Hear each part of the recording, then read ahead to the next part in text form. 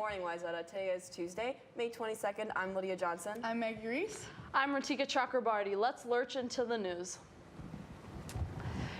Residents of Fort Worth, Florida received an alarming message over the weekend. Watch out for zombies.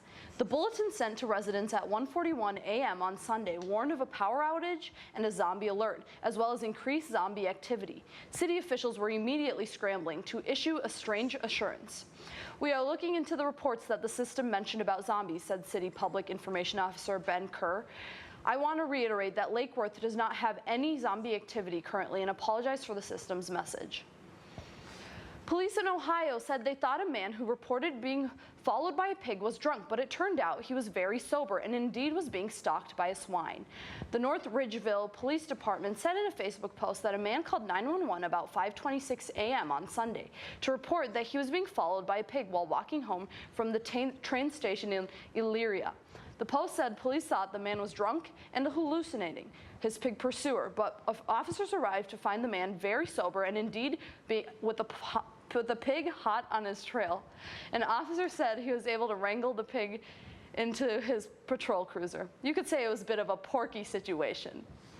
A Texas man who pled guilty to stealing more than $1.2 million in fajitas while acting as a public servant has been sentenced to 50 years in prison. Gilberto Escamilla, 53, was employed by the Darrell B. Hester Juvenile Detention Center in San Benito, Texas, until August 2017, when it was discovered that he had been placing orders for fajitas using county funds and then selling them for his own profit since December 2008, according to Cameron County court filings. When sentenced on Friday, Escamilla was also served with a maximum fine of $10,000 on top of the $1,251,578.72 worth of fajitas that he was required to pay back. It was selfish. It started out small and got bigger and out of control, said Escamilla during the court testimony. It got to the point where I couldn't control it anymore. That's all for news. Now back to our anchors, Maggie and Lydia. Return any ACT, SAT, or AP test prep materials that you checked out from the College and Career Center. All items must be returned by May 31st to the CCC. Hart will have its last meeting of the year today at 7:45 in the Media Center classroom. Seniors, make sure to fill out the Trojan Tribune survey by Wednesday. And here we have one right here. So Dina, what do we got going on with news?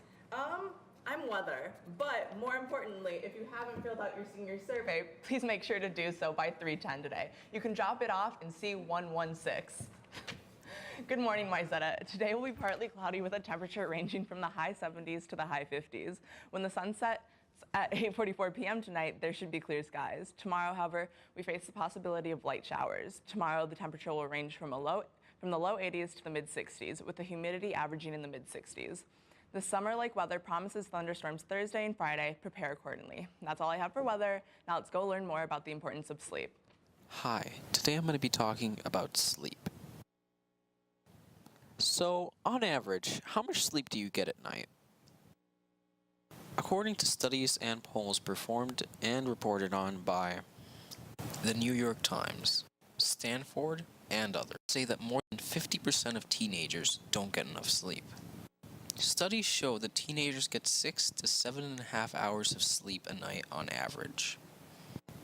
Meanwhile, the National Sleep Foundation recommends that teens get 8 to 10 hours of sleep nightly.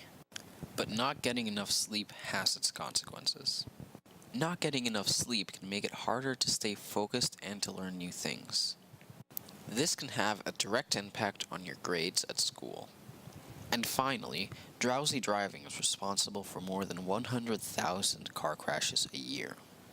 But it's not all hopeless. Here are some tips to help you improve your sleep schedule.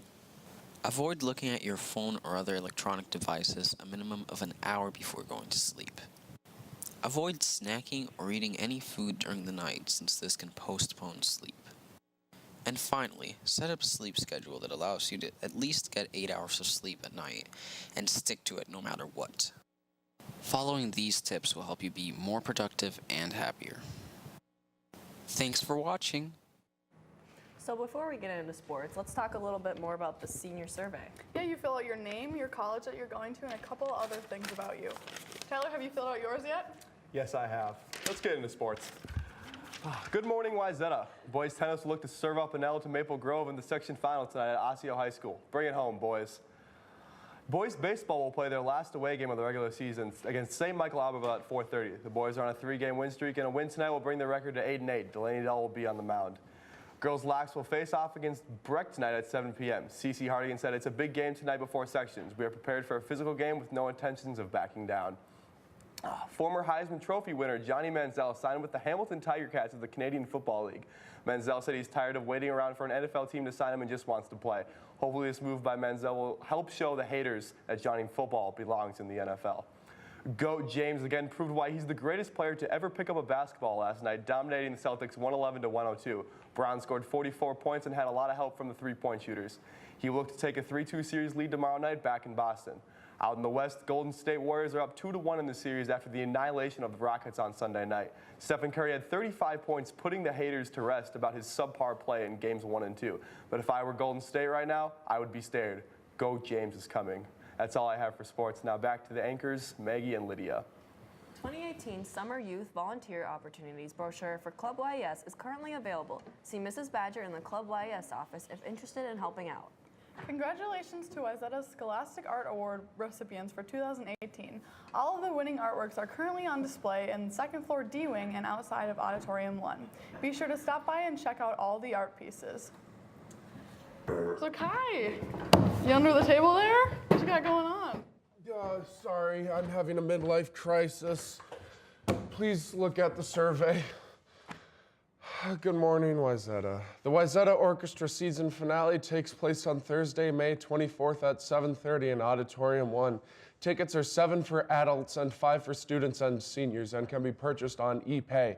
The 2018 senior-directed one-acts take place on May 25th at 7 and May 26th at 1 in the Black Box Theater. The directors are Elena Fackler, Wayzata Newsbreak's own Amanda Hendrickson, Scott Larson, and Cole Seeger. Tickets are $10. That's all for A&E. It was a very short one. Remember, check out the senior survey. If you don't, I will find you. And on behalf of the Wayzata technical crew, Tyler Knabler, Ratika Chakrabarty, and Diana Caseman, I am Kai Christensen. I'm Maggie Reese. And I'm Lydia Johnson. Have a great day, Wayzata.